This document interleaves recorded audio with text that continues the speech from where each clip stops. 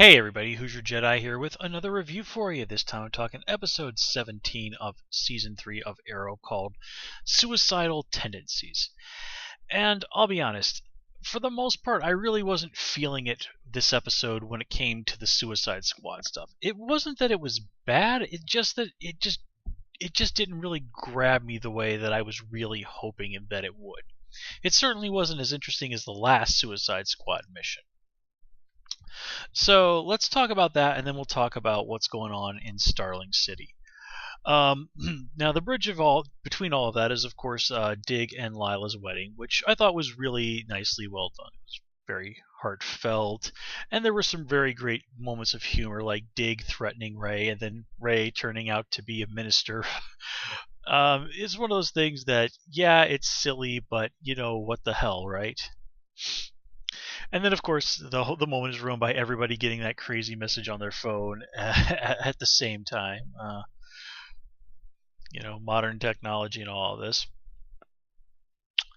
So this leads to, of course, Dig and Lila deciding, hey, for our honeymoon, let's go on a mission for the Suicide Squad because because that's monumentally stupid. So of course they're going to do it. Anyway. Anyway, so they head off to, I don't know, they mentioned the name of the country, but I can't remember what it is. And they have Deadshot and Cupid in tow. Now, of course, Cupid is kind of here acting as a stand-in for Harley Quinn, just because basically the big boys at Warner Brothers, who own DC Comics, won't let them use Harley Quinn for this move for the TV show, despite the fact that she's going to be in the Suicide Squad movie. And the reason for this sort of thing is always they don't want the audiences to be confused. And a lot of the fans out there, kind of think this is a really BS idea. But given the number of things that times I've seen people who still think that Arrow is set in the Nolanverse, I'm actually kind of with DC on this one.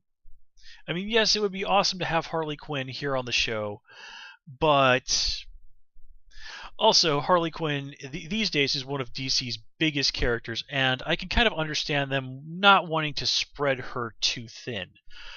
Few things will kill a character's popularity like overexposure, unless that character is Wolverine.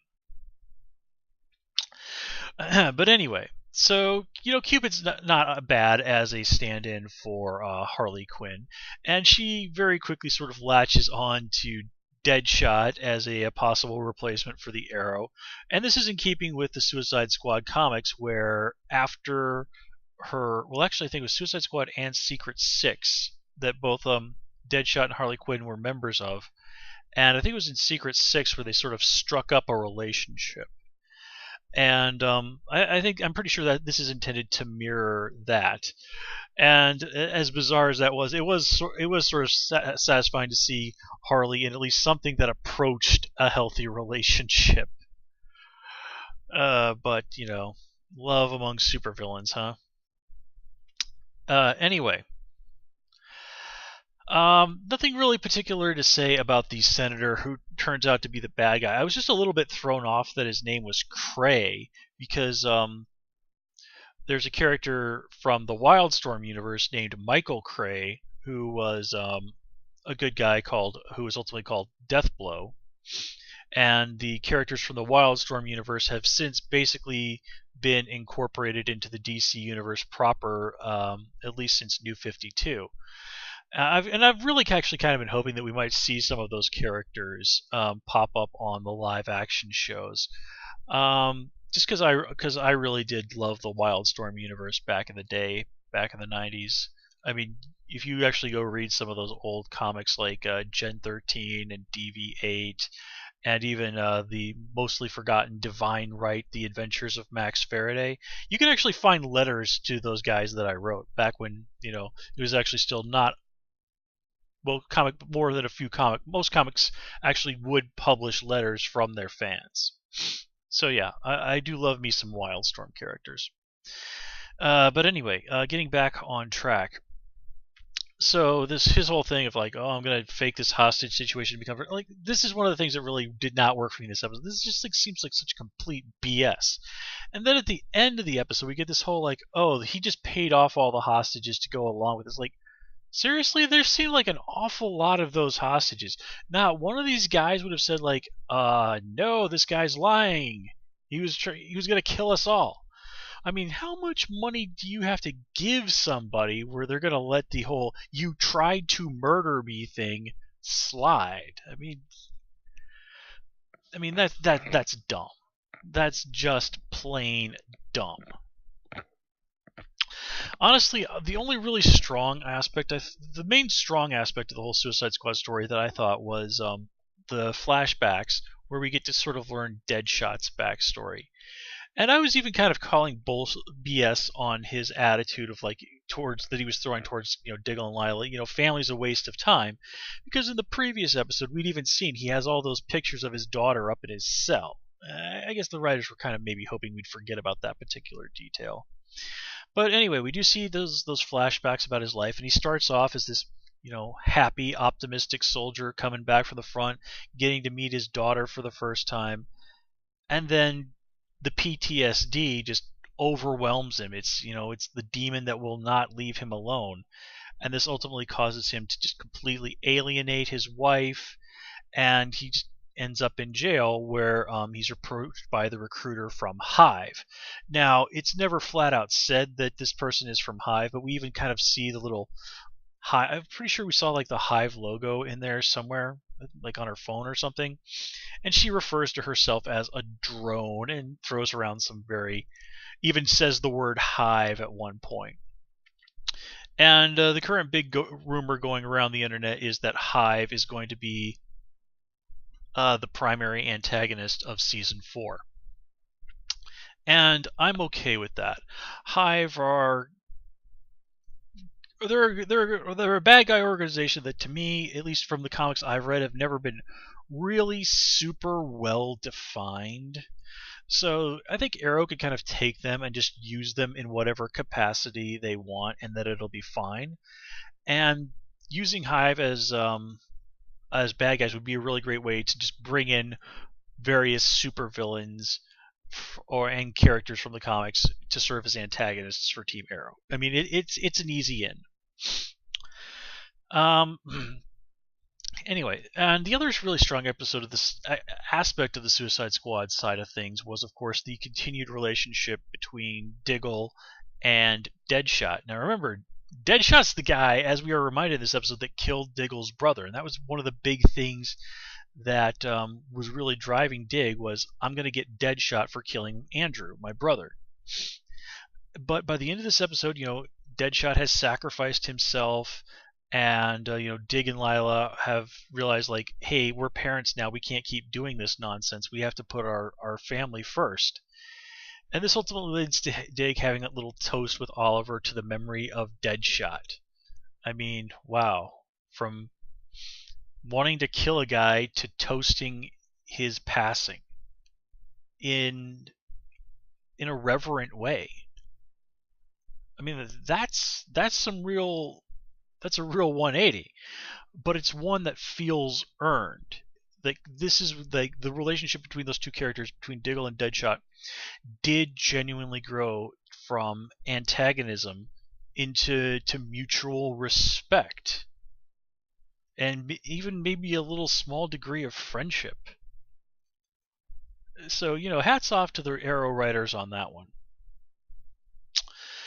So anyway, back in Starling City, we have some interesting stuff going on. Of course, the League of Assassins stepping up the whole murdering thing and trying to pin it all on Oliver. And of course, I love that Ray is flying around in this red and blue suit, which Oliver even refers to as his super suit. And we see that the suit has X-ray vision. I mean, the Atom as a bit of a stand-in for Superman, that's kind of cool. Of course, this version of the Atom is more like Iron Man, but whatever. And the fight between Oliver and Ray is in many ways spiritually reminiscent of the fights that have happened many times in the comics between Batman and Superman, where you would think, just based on reason, that Batman would have no chance. but of course he tends to Batman. I don't think Batman has actually ever lost one of those things. But he's Batman, and of course he's much more of a tactician. He can outthink Superman. Superman is not usually much of a strategist. I mean, there are exceptions. Go read What's So Funny About Truth, Justice, and the American Way, if you want to see just how much of a sneaky bastard Superman can be if he really wants to. That's a fun ass story. But anyway, um, lost my train of thought there. So Ray makes it a point, like, okay, I'm gonna go and hunt down Arrow, and this is kind of gonna be my big, you know, superhero-y debut.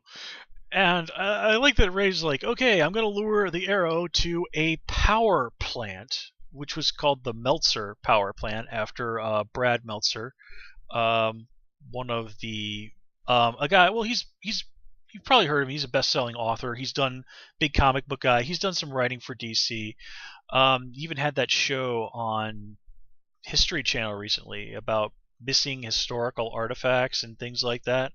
It's the same dude. But anyway, so he's like, he decides of all the places that he could possibly decide to fight Oliver, a power plant would be the one. Now, maybe they threw in the word abandoned power plant in there somewhere, but if they did, I missed it. It seems like a power station would be the absolute worst place, one of the absolute worst places possible, short of a nuclear power plant, to have a superhero fight. Because, dude, power plants are kind of fragile, and if you damage them, you're going to knock out power to half the city. But, okay, whatever. And I love how this fight starts off with Ray blasting Roy, and as many people have pointed out, Roy is just kind of left there lying on the ground after Ray is defeated and Oliver walks off. It doesn't look like he does it, like he even goes to check on Roy. Now, again, this is just kind of one of those rules of drama. Obviously, Oliver isn't going to go like, oh yeah, I just kind of left Roy unconscious, lying there unconscious on the ground. I hope he hasn't died from that massive blast of energy to the chest. Like, no, it's pretty safe to say that either Roy kind of like came to and Oliver saw that out of the corner of his eye, or he just sort of circled back around and got Roy out of there. I mean, again, it's all about that really dramatic moment between Oliver and Ray, where Oliver is pointing the arrow at him, and Ray's like, okay, if you're going to kill me, then just kill me. And Oliver just says, like, you've got me wrong. I'm not that sort of guy. And again, obviously Ray and Oliver have very different approaches to what it is they're doing, but they're actually a lot more similar than they both realize. And this is what leads to Felicity getting so stuck in the middle, and ultimately both of these guys being really pissed at her for not telling her the other guy's secrets, even though Felicity really, in my mind, had no obligation to do that. I mean, she doesn't really owe, as close as you both are to her, she doesn't owe you every little detail she knows about anybody. I mean, there is a thing called privacy, and until Ray decided, hey, I'm going to go after the arrow, apart from both kind of wanting in Felicity's pants, you guys had no reason to be in conflict. So yeah, Oliver and Ray are both being dicks on that one. But Ray does come around and starts standing up for the arrow, which is when Maceo, while dressed as the arrow, kills the mayor of Starling City. This is like this is going to be like 3 mayors and an interim mayor or something like that on this show. Being mayor of Starling City is basically like signing your own death warrant. Oh man, and do keep in mind, in the comics there was actually a time when Oliver Queen was mayor of Star City. So yeah. So definitely a flawed episode. Suicide Squad stuff was, in my book, generally the weaker stuff, but still not without its redeeming values. And the stuff that was going back in Starling City was genuinely good stuff. I have the feeling that Maceo stepping in there and killing the mayor, this might be what it takes to bring Katana back into the mix. And just the idea of a fight between her and Maceo, that sounds badass. And it would be a really great way to sort of set things up to, kind of get Thea back out in the field, and maybe even up Katana to being a regular next season. Because however they sort this thing out with Ra's al Ghul and the League of Assassins, Hive is waiting in the wings, and Oliver is going to need all the help he can get. So I'm going to call that here, guys. As always, please comment, rate, and subscribe. And of course, you can follow me on Twitter at Who's Your Jedi. Until next time, take care and have a good one.